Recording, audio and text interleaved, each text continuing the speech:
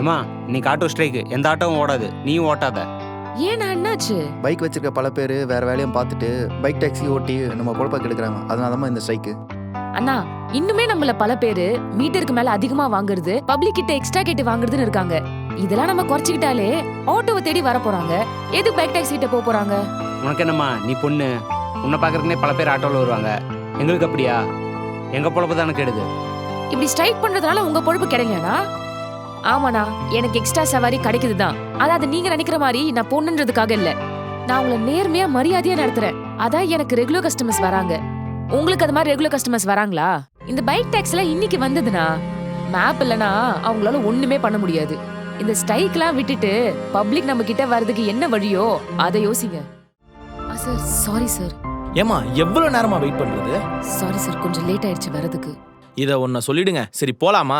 Sir, என்னம்மா? Right booking cancel பண்ண முடியுமா? ஏமா இத முன்னாடியே சொல்ல மாட்டியா? இப்ப வந்து சொல்ற? இப்ப திரும்ப ரைட புக் பண்ணி அதுக்காக வெயிட் பண்ணுமா? இல்ல சார், நான் உங்களை கொண்டு போய் விட்டுறேன். அந்த புக்கிங் மட்டும் கேன்சல் பண்ணிட்டு அந்த அமௌண்ட் எனக்கு கொடுக்க முடியுமா? நான் ஏன் அப்படி பண்ணணும்? இல்ல சார், பேமெண்ட்ல 20% ஆப் கமிஷன்லயே போயிடும். சோ அந்த காசை நீங்க எனக்கு கொடுத்துட்டீங்கன்னா எனக்கு கொஞ்சம் யூஸ்ஃபுல்லா இருக்கும் சார். சி, வெக்கமா இல்ல? இப்படி குறுக்கு வழியில சம்பாதிக்க பாக்குற பொண்ணுக்கு எப்படிலாம் புத்தி போகுது பாரு. சார், அப்படி இல்ல சார். பின்ன இப்படி பண்றது தப்பு இல்லையா? தப்பு தான் சார், பட் என் சுச்சுவேஷன் அப்படி.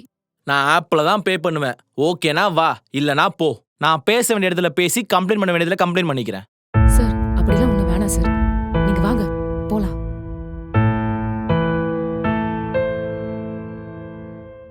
ஆப்லயே பே பண்ணிட்டேன். இனிமேலாச்சும் உழைச்சு சம்பாரி. கண்மணி, பரீட்சைக்கு பணம் கட்டிட்டியாமா? இல்ல பாட்டி, அதுக்கு தான் ட்ரை பண்ணிட்டு இருக்கேன். நான் ஒரே டல்லா இருக்கேன். அதெல்லாம் ஒண்ணும் இல்ல. நான் ஒரே காய்ச்சலா இருக்கு. ஆ, அதெல்லாம் ஒண்ணும் இல்ல பாட்டி. நீ முதல்ல ஹாஸ்பிட்டல் போ, நல்ல உடம்ப பாத்துக்கோ. வரட்டுமா?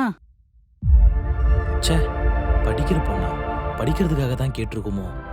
காய்ச்சல் வேற இருக்கும் போலியே. அவசரப்பட்டேனே. ஏமா? மா, சாரிம்மா, உன் சுச்சுவேஷன் தெரியாம அந்த மாதிரி பேசிட்டேம்மா. இல்ல சார், பரவாயில்ல. மற்ற ஆட்டோக்காரங்க மாதிரி உன்னையும் நினைச்சிட்டேன். சாரிம்மா. ம். இந்த கேஷ் வச்சுக்கோமா ப்ளீஸ். இல்ல சார், வேண்டாம். ரைடு கேன்சல் பண்ணாலே அந்த காசை வாங்குறதுக்கு மனசு வராது. நான் உழைக்காம சம்பாரிச்ச காசு சார், எனக்கு வேணாம்.